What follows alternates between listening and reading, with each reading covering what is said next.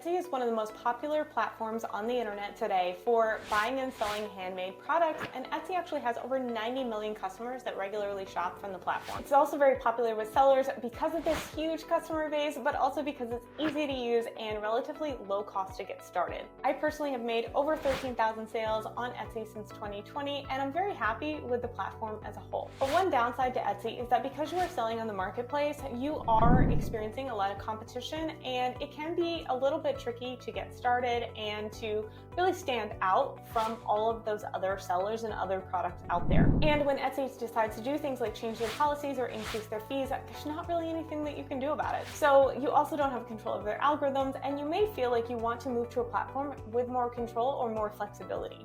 So in this video, although I am a huge advocate for Etsy, I do want to show you some of the Etsy alternatives that are available to you if you are a handmade seller or physical product seller. And I also want to explore with you what type of products are best for which platform, because certain platforms are designed for a specific customer market. So not every platform is going to make sense for every single seller. So let's dive in. The first is Amazon Handmade. Etsy might be the go-to platform for makers looking to sell their handmade goods, but is not the only player in the game. Amazon Handmade prides itself on being an artisan-only community and offering high-quality handmade items in like beauty, baby, clothing, and jewelry categories. And honestly, there's a lot on the platform. But selling on Amazon Handmade does require that you have a professional selling account on Amazon. It's about $40 a month. And then you have additional selling fees every time you make a sale, which is $1 or 15% of the sale price.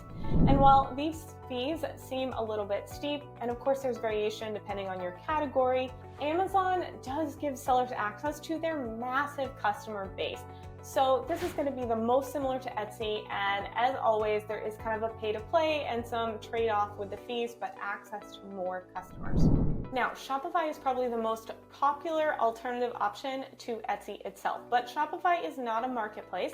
It is a web store, so it's the closest to running your own shop on your own website. And you don't have to deal with transaction fees or listing fees because Shopify does not charge a commission on sales. Instead, you pay for a monthly subscription fee, and there's different plans and options on Shopify for your business. So I think if you want to sell on Shopify, you have basically any option for any type of product. There's no target market for Shopify because it's unique to your own website. No one else is selling on your own website. The main downside to Shopify is that you have to drive all of your own traffic.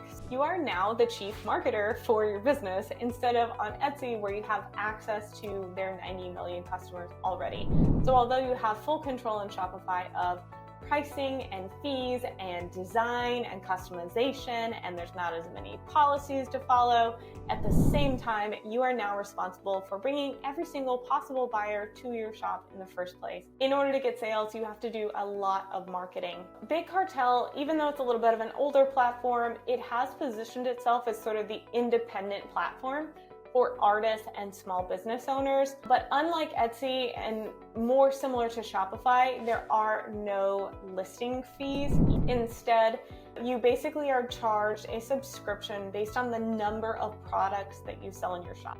Bonanza is another popular alternative for handmade sellers. Their slogan is everything but the ordinary. So this is going to be a little bit broader than Etsy too. You don't have to sell only handmade products on Bonanza. And it is a marketplace as well, similar to Amazon and Etsy, but they say that their listing fees are lower than the other platforms. And this is true if you don't pay for advertising with Bonanza. So Bonanza uses a fee structure based on Google's ad rate, which means you pay a 9% commission of sales, and then you're also paying the 3.5% base fee, and then an extra 5.5% for Google Ads. It's a little bit more complicated, but it is an interesting Etsy alternative if you want to check it out. Now, another platform that you might not have heard of is called Aftra. And this site was designed to help handmade American goods be sold to people worldwide. So to sell on Aftra, you do need to be a creator, a handmade product seller based in the United States. Uncommon Goods is another Etsy alternative website. that prides itself on having unique physical products on the market. This is actually a really good, I think, opportunity if you consider yourself a crafter or a more traditional artist. To sell, you actually need to submit and apply to become an uncommon goods seller. And only the products that meet their standards are actually going to be able to be sold on the site. And then another platform I wanted to tell you about as an Etsy alternative is Faire. Faire is a wholesale marketplace for makers and handmade shops to sell their products wholesale to retailers and boutiques across the world that are also like small gift shops.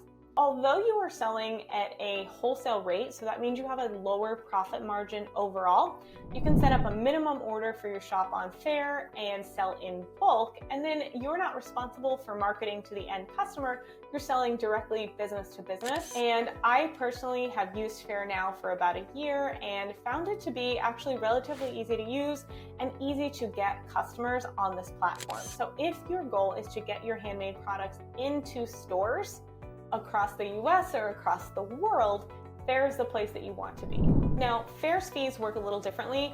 The commission that you pay on sales is based on who found the customer. So for customers who discovered you through Faire's marketplace, you pay 15% on all orders plus an additional $10 fee for brand new customers. And then for any customers that you brought in from social media, from your own contacts, through your Faire direct link, you actually pay a 0% commission. There's also a payment processing fee that's applied to the orders based on your selected payout speed. So you can select when you want to be paid, whether that's like right away or you're willing to wait 30 days or 60 days. You do also have to apply and be approved to be a seller on Faire. So there's a few additional steps to get onto this platform, but it is really cool if you want to get your products into boutiques. As I covered in this video, there's a lot of Etsy alternatives out there for selling everything digital and handmade and in between. Each platform has different features, different plans, and different target audiences, so it's important to research which ones are going to best fit your needs. Selling on all of these platforms at the exact same time isn't going to make a lot of sense. It's not the best course of action, it'll be time consuming, and you won't be able to fully optimize any of them. You'll be spreading yourself too thin. It takes time to learn how to be successful on any platform. If you're feeling frustrated with Etsy, just know you're going to have the same learning curve on any platform. It's not a struggle unique to Etsy. But if you are interested in leaving Etsy, or maybe you want to add more platforms, these are some of the ones I would think about. And there's no reason why you can't have more than one. For example, most Etsy sellers, once they're more experienced, maybe also add Faire or Shopify or Amazon Handmade, and they start learning how to balance multiple platforms and optimize for each different platform out there. But ultimately, I think focusing your business on a single platform like Etsy, which is the easiest to get started, is the way to go until you have really been successful in that platform, and then you're ready to continue to scale and grow.